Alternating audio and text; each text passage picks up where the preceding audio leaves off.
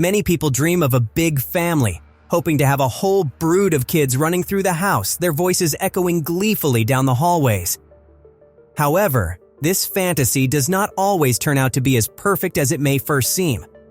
Barbara Lane and her sisters know firsthand what it's like for this dream to crumble. Barbara grew up with 10 sisters for the first 3 years of her life. Tragically, her family fell apart when she was still a toddler after her mother kicked their father out of the house. Although Barbara has little information about why her mother decided to kick her dad to the curb, she knows this was the start of their downfall. Barbara shared that her parents' marriage had failed for numerous reasons, and her mom had found someone else. After their father left, Barbara's mother decided to run away with her new boyfriend, but the children had no place in the new plan.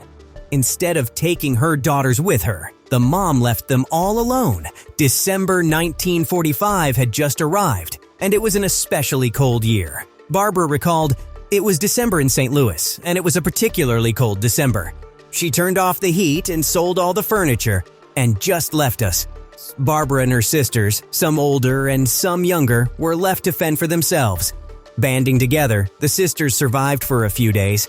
The exact time lapse differs depending on each sibling's account, but Barbara insisted that it was at least 3 days before the neighbors realized there was no one to look after the children.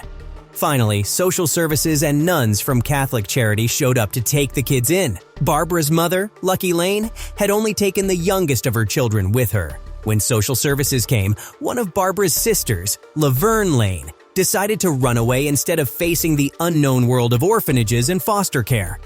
There was a story that Laverne found their father, but he had no interest in welcoming her into his new life. At the age of 3, Barbara was taken to an orphanage with 7 of her sisters, where they stuck together, looking out for and comforting each other. 2 of the oldest sisters had already married and moved out of the house by that point, but the ones that remained were still too young to care for themselves properly. Barbara found the orphanages they landed at not entirely pleasant, but better than many would imagine. Although conditions certainly weren't pristine, Barbara had her sister with her, and they provided each other with comfort and love. The young Barbara barely missed her mom, describing her sister's love as a beautiful experience. The same couldn't be said for her older siblings. They had a better understanding of what was happening, and they missed their mother dearly. But Barbara's blissful ignorance wouldn't last. Over the next several months, the sisters were separated, each taken to a new home with a foster family. Barbara spent 9 months in the orphanage, slowly seeing her sisters walking away with their bags packed. She had no real idea where they were going, but eventually, the nuns also took Barbara and her sister Kay, older by only 18 months, to a new home.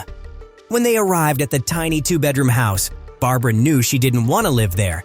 Whether they wanted to or not, the nuns left them with their new foster parents, and the 2 siblings spent much of their youth there. Barbara described her foster father as a mafia grunt and referred to the home as the hellhole.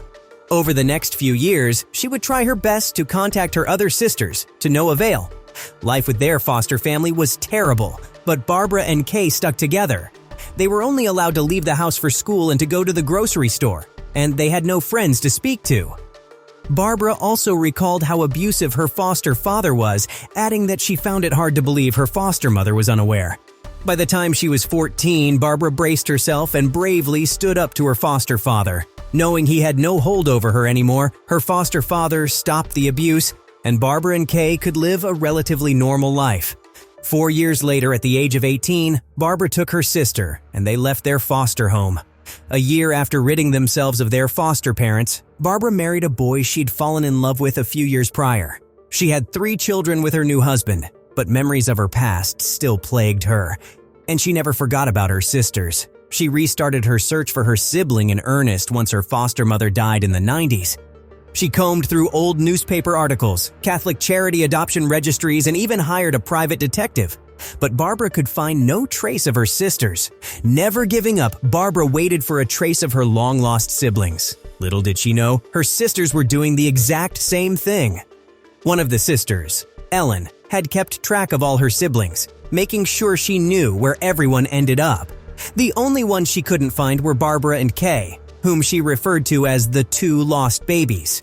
Ellen had kept a newspaper clipping showing the 2, along with their foster parents' number. Apparently, Ellen had contacted the foster parents before, But they lied, saying Barbara and Kay had gone to another family and they didn't know where they were. Eventually, Ellen tracked Kay down through her marriage license and called her. The other sisters rushed to the phone to call Barbara 45 years after they were all separated. The very next day, Barbara jumped on a plane back to St. Louis, where it all started. The reunion was filled with tears, laughter, and sisterly love. Sadly, 5 sisters died after the reunion, but Barbara immortalized their tales in a book. She shared, "It was like we were never apart. It was like we'd been together our whole life."